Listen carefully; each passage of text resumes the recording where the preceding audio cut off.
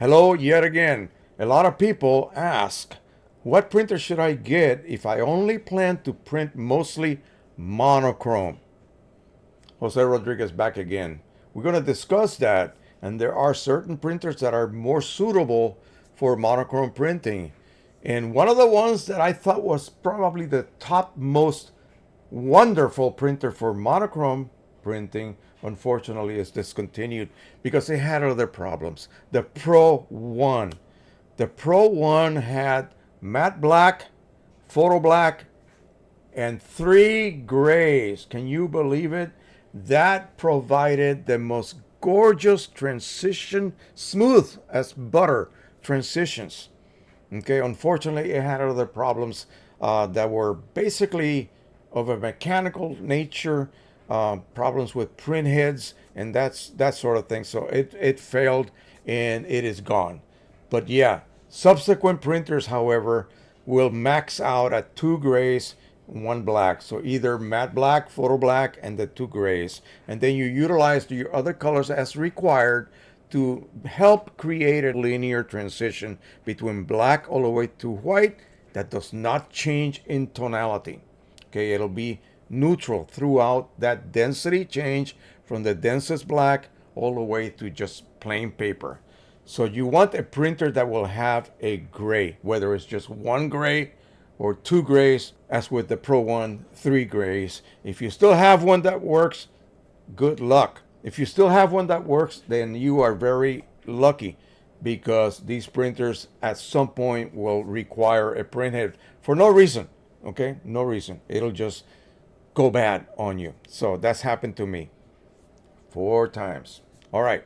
So Pro 1000, two grays, one black, and how many other colors? Nine more, including Chrome Optimizer. Something like the P800, nine colors. You have a black ink switch valve. You have to swap the blacks, but you still have two grays. So gray for black and white is the gray, folks. And also having light magenta and light cyan, that really helps a lot. P900, P700, again, two grays, and then you have violet, which will help in certain regions of the color gamut of your images. But again, you have two grays and one black, so you have the so-called K3 type effect. Let's go down the hill a little bit. XP 15000, six cartridges, six colors, one gray. That's good enough. That's good enough. We don't have light magenta or light cyan, but apparently that print engine is able to utilize that gray to its utmost capacity and provide you very good black and white prints that are neutral from dark all the way to white. That is extremely, extremely important. You don't want your shadows to be cool and your middle tones to be neutral and then your lighter tones to be kind of warm looking. No, you want neutrality throughout.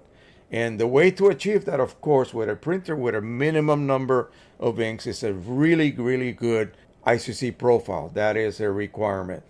XP 15000 over there, that's what I'm talking about. How about the 8550? Again, six colors, but there's a difference. There's a difference. The XP 15000 does not have matte black. This one does. So really you're printing with only five colors. The XP 15000, in those six colors, you have red behind me.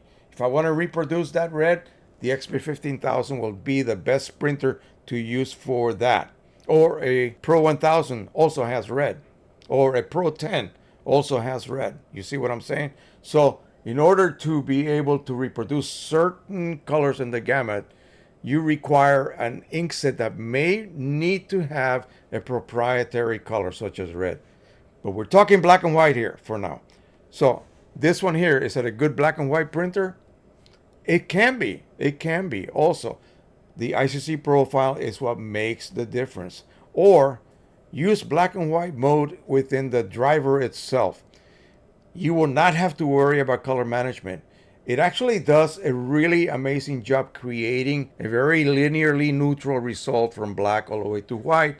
You may end up with a slight global overall tone that you may or may not want, but you can adjust that by moving in one direction on that color wheel to compensate or eliminate, neutralize that little bit of, say, magenta or greenish tone you may have.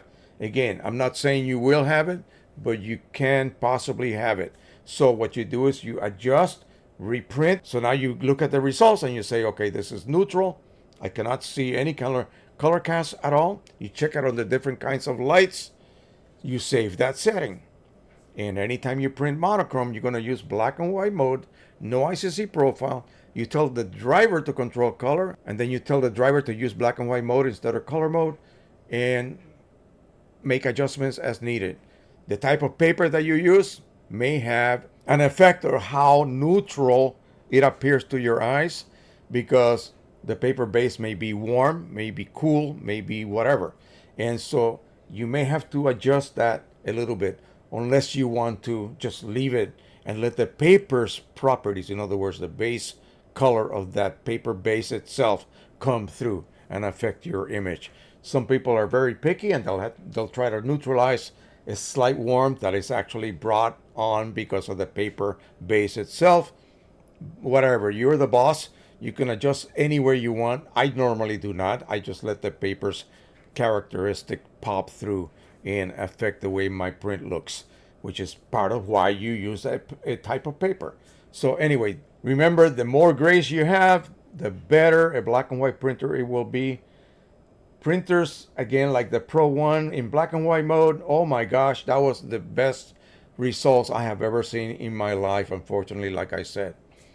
What a loss of a great printer that would have been if it had just worked. Like I said, I went through like 4 or 5 print hits with it, and I just basically gave up on it. All right, that is it for now. Don't forget to subscribe, share, and like. And as always, happy printing, everybody. Bye-bye.